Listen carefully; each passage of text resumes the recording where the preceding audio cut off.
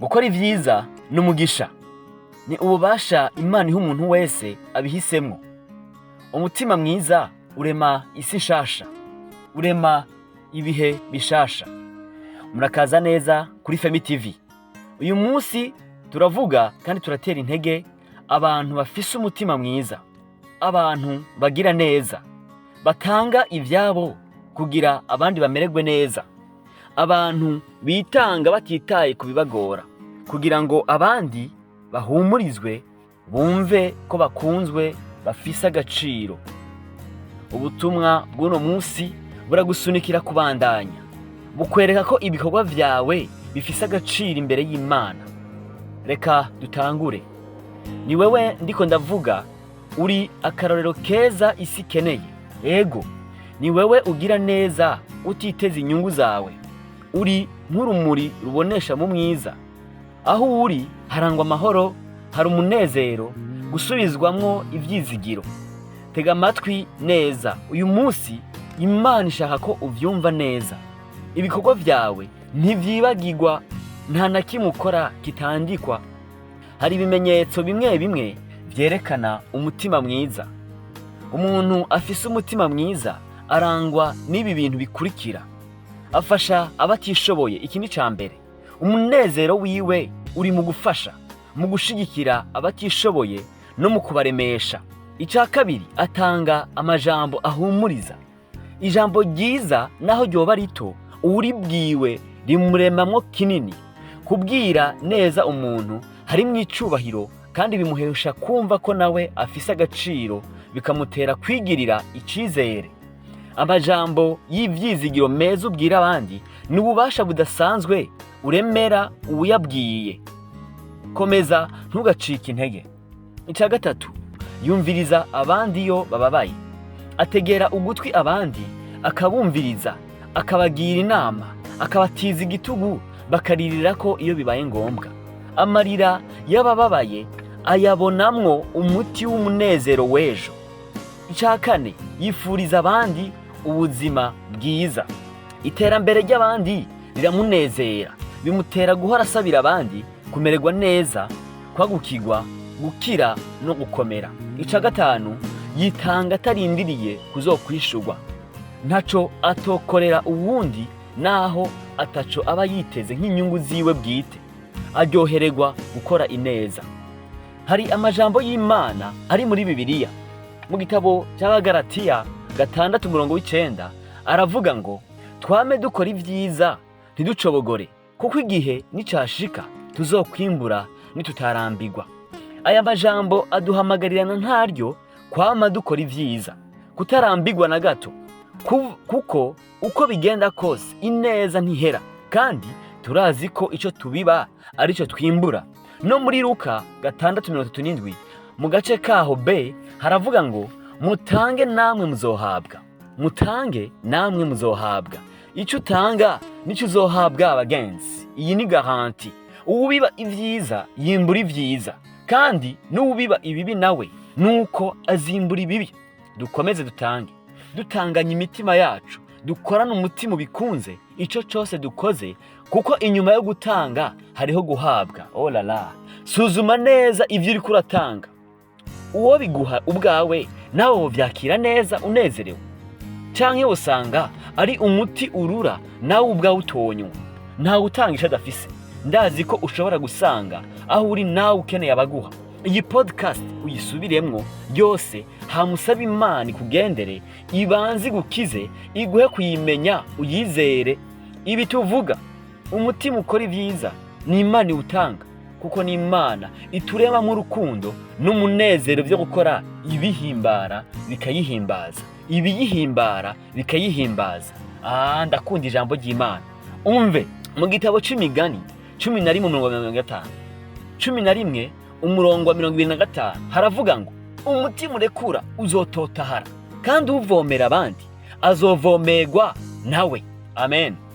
Ngiri ibanga ridasanzwe rihishijwe abatizera benshi, mbere n'abizera, kuko Satani arahategera. Arazi ko gutanga bizana umugisha kuruta guhabwa. Iri jambo ndazi ko murizi. Arazi ko hari umugisha ku muntu afise umutima wagutse ugirira neza abandi, nico gituma aza akatwibagiza ibi, akakwereka ivyo ukeneye kugira ngo akwimishe ku mugisha wo gutanga. Ntibisaba umurengera, Imana ikeneye umutima gusa. Hari abantu nk'aba muri Bibiliya tuzi, twatanga akarorero. Uwa mbere, umupfakazi yagaburiye Eliya, iyi nkuru twese turayizi. Ku gafu gake yari asigaranye n'utuvuta duke, Imana irabibona ntivyigeze bishira. Raba mu gitabo c'Abami ba mbere, igice ca 17, umurongo wa 12 guca ku murongo wa 14. Ngomba gusoma kuri 14 gusa B, ahasigaye murayisomera. Haravuga ngo ako gaseke nikazoshiramwo ifu, nako gakarabo nikazoshiramwo amavuta, gushitsa ku munsi uhoraho azorekurira imvura mw'isi. Amen. Tuvuge ku nkuru ya Yosefu. Yosefu yarakijije bene wabo n'umuryango wose igihe cya kigoyi bari baramuhemukiye, baramugurisha muri Egiputa. Ntiyitaye ku nkuru yuko vyagenze. Soma neza mu Itanguriro 47 kuva ku murongo wa 11 gushika ku murongo wa 12. Havuga ngo Yosefu agerera se n'abo bavukana, abaha ishamvu mu gihugu ca Egiputa, aharuta handi ubwiza, mu ntara y'Iramesesi nk'uko Farao yageze. Yosefu ahase n'abo bavukana n'abo mu rugo rwa se bose ivyo kubatunga uko mu nzu zabo bangana. Yosefu yaratanze. Yosefu yakoze ivyiza atitaye ku bibi bamukoreye. Imana ishimwe cyane. Icya gatatu, turabe kuri Bowazi. Bowazi yari umutunzi. Bowazi yagiriye neza Rusi. Rusi twese turabizi, turashaka kumusoma mu gitabo ca Rusi nyene, igice ca 2 gushika mu gice ca 4. Ni histoire ndende, urashaka kuyisoma ukabonamo ingene Bowazi yagiriye neza uwo Rusi turiko turavuga. Nubwo ata muntu akubwira ngo urakoze, naho batogushimira, Imana irabibona. Hari igihe umuntu yari agiye kwihebura, umuha ijambo rimwe ryamukijije. Wigeze gutanga n'utwari ufise kugira ngo umuntu umwe aronke icyo afungura. Warasangiye n'abandi kubw'umutima mwiza Imana yaguhaye. Komera, ntucike intege. Ibikorwa vyawe ni imbuto yera.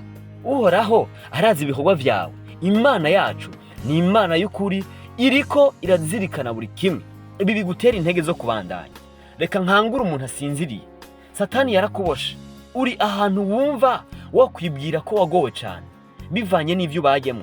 Abandi bakagufata nk'utagira akamaro bivanye n'uko ubayeho. Yamara Imana igufata nk'udasanzwe. Uvuga uti amen. Menya iki? Uri intwari itovugwa. Muri wewe Imana yashizemo ubutunzi, ubuntu, ingabire n'ibindi vyinshi. Iguhe kuvyakira no kubibamwo mw'izina rya Yesu Kristo. Uvuga uti amen. Hari umuntu yamafasha abandi, ntiyari afise vyinshi, ariko yamatanga ivyo gufungura ku bagwayi. Umunsi umwe nawe yaragwaye, nta bantu bo mu muryango yari afise bo kumuba hafi ngo bamwiteho. Abantu yigeze gufasha, bamuyagirira neza, nibo bamugwaje, bamuba hafi muri buri kimwe gushitsa kize. Bitwigisha iki? Ivyiza ukora ni imbuto ibibye biratugarukako.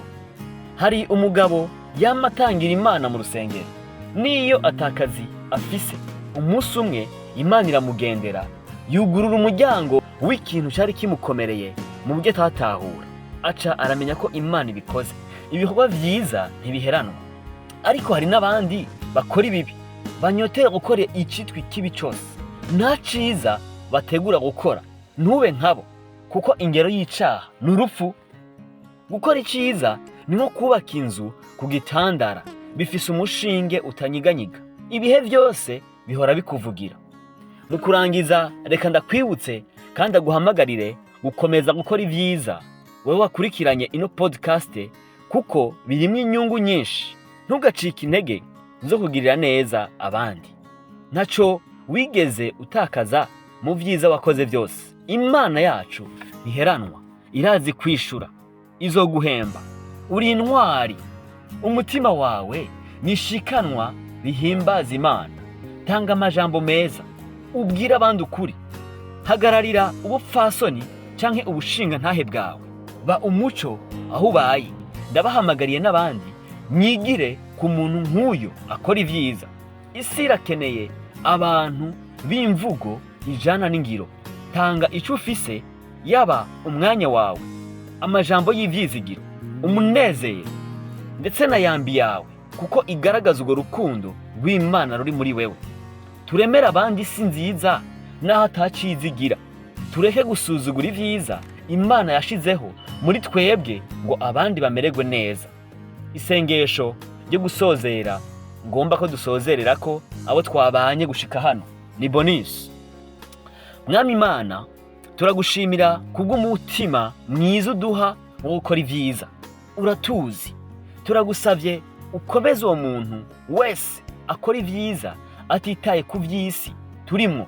Umwongere inkomezi, umuhe ivyo atanga, agire n'ivyo asigarana yagukigwe.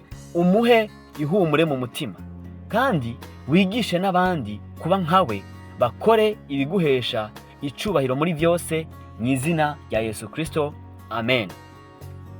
Urakoze kumviriza no kubana natwe kuri Femi TV. Ntiwibagire, ibikorwa vyiza Imana ntivyibagira. Komeza umutima mwiza kandi usangirire ijambo n'abandi namba ryagufashije. Subira kuri Femi TV kugira ubone n'ayandi majambo y'Imana guhumuriza. Imana iguhezagire cyane. Ndagusavye iyi message ikabigufashije canke haraho igukozeko, ntugigungane, isangiza abandi.